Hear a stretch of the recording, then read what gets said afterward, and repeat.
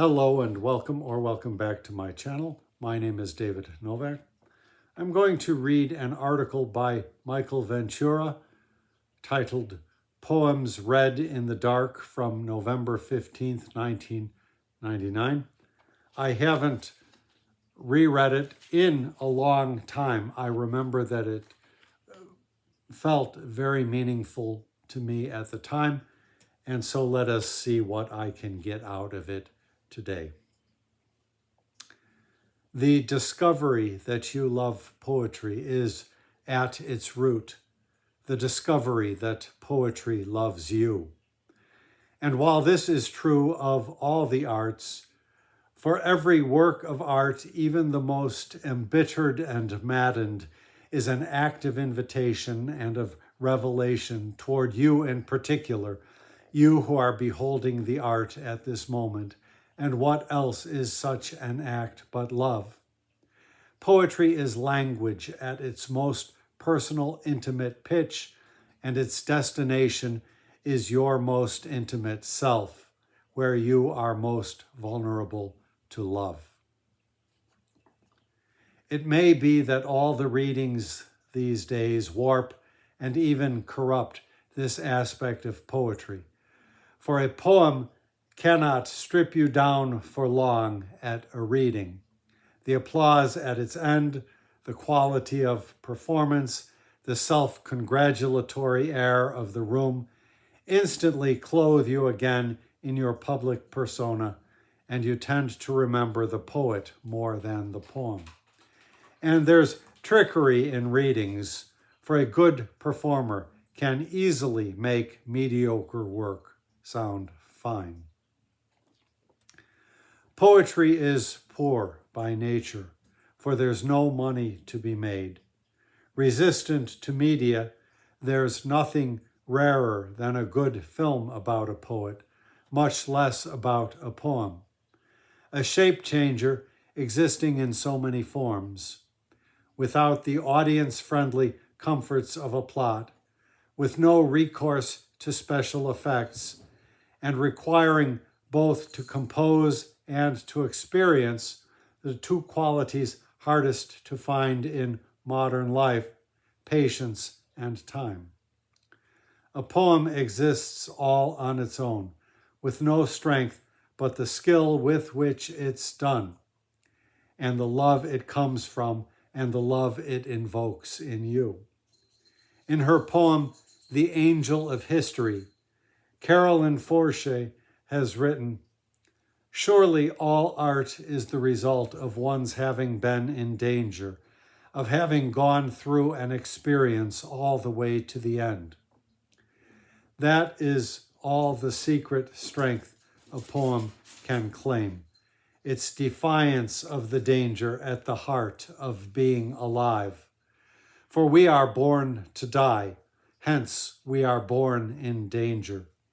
To meet this danger in so vulnerable, quiet, fragile, and generous a form as a poem, that is the courage of poetry, and that is the courage it asks of us. Only once have I seen on a screen a convincing story of a poet. It was scripted by the late Howard Rodman for an episode of Naked City nearly 40 years ago. The story has faded for me after all this time, but I remember that the poet was ill, old, crazy, bitter. Had he been plagiarized by a more successful poet in his youth? Had he been disgraced by something he himself had done? Had he simply been, as most poets are, obscure to the point of instability? Naked City was a New York cop show, so he must have done something to interest the cops. And he was dying, and they were looking for him, both to stop him from some rash act and to save his life, a life he himself had no interest in saving. He had no love left in himself but the love he had saved in his poems. So, a dying poet on the run, carrying a thick packet of unpublished poems, and perhaps they're junk, or perhaps they're the greatest works of his time, and the one thing left that he cares about is to mail them to a stranger, a name he perhaps has made up, a packet that will in all likelihood rot in some post office warehouse until one day it's thrown away. In the last scene, he finds a mailbox on some darkened street, squeezes the packet into its opening, dies in the gutter. And the show closed as it always did, with a narrator saying, "There are 8 million stories in the naked city. This has been one of them." Melodrama, yes. It was TV after all.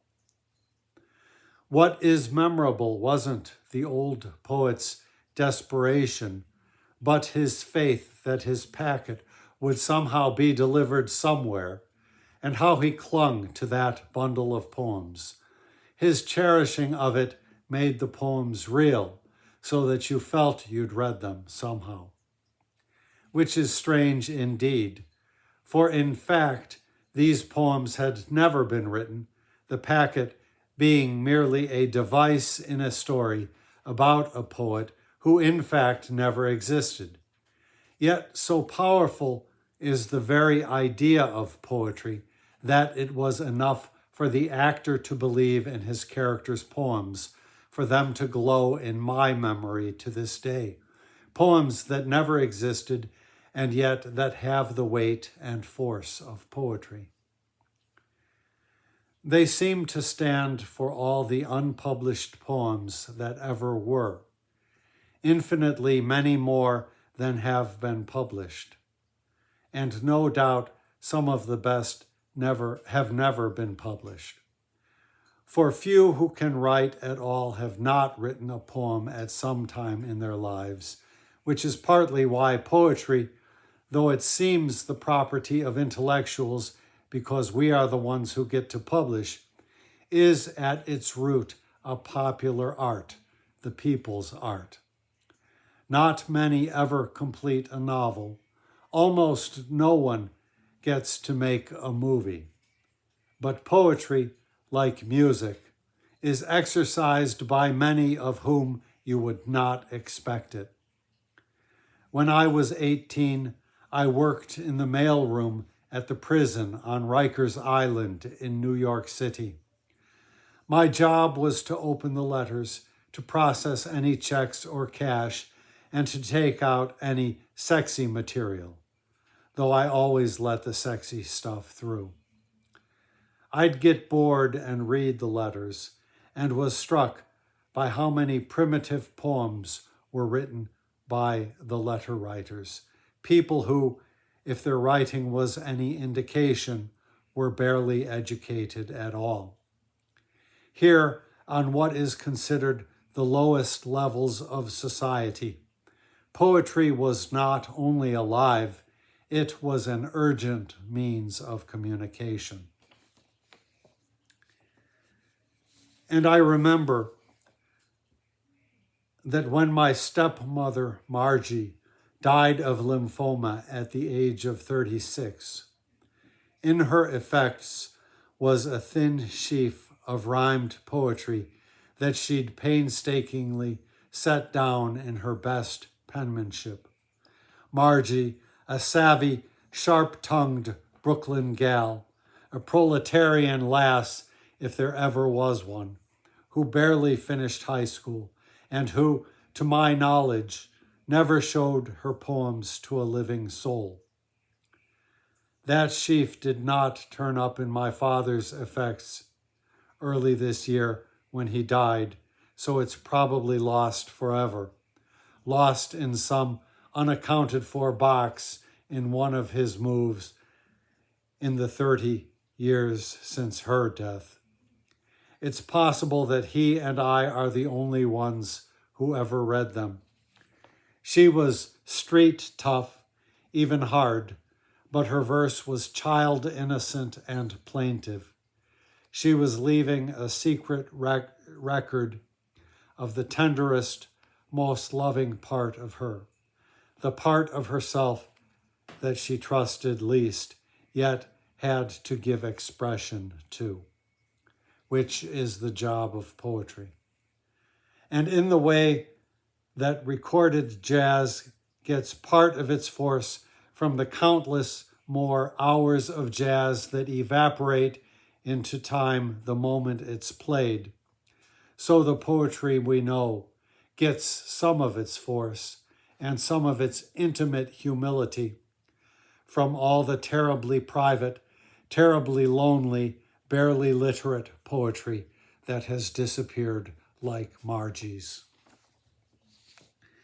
It is a mistake for published writers to forget that they are merely the surface of a great deep sea.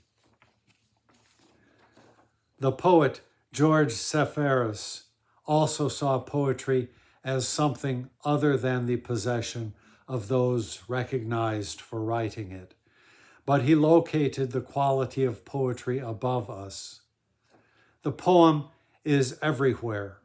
Your voice sometimes rises, emerges at its side. Because poetry puts us at the crux of love, many have risked their lives to write it. I don't mean the risk of madness that any artist faces, for madness is a danger for anyone who feels deeply, artist or no. I admire Sylvia Plath's poems, but to kill herself in the house where her children were nearby was a despicable act.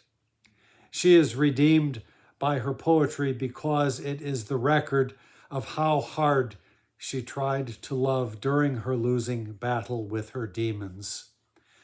A sophisticated culture that often makes such despair almost fashionable neglects and discounts those who died for poetry in a very different way. For instance, when the Nazis occupied Poland, to publish anything not sanctioned by their regime was publishable by death. Yet all over Warsaw, people met in secret to write and discuss and publish poems, printed on mimeograph machines and small presses. To possess such manuscripts and machines meant immediate incarceration in Auschwitz for non-Jews and Jews alike.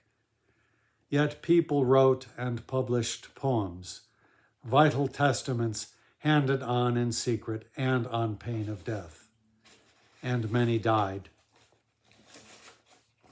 Most of their poems are as lost as Margie's, so we'll never know if they died for good or bad poems. But that is not important. What is important is their urgent act of faith, a rebellion rooted in the love without which poetry cannot exist. In a merciless era of history, they made their stand for the love of the thing that we call poetry.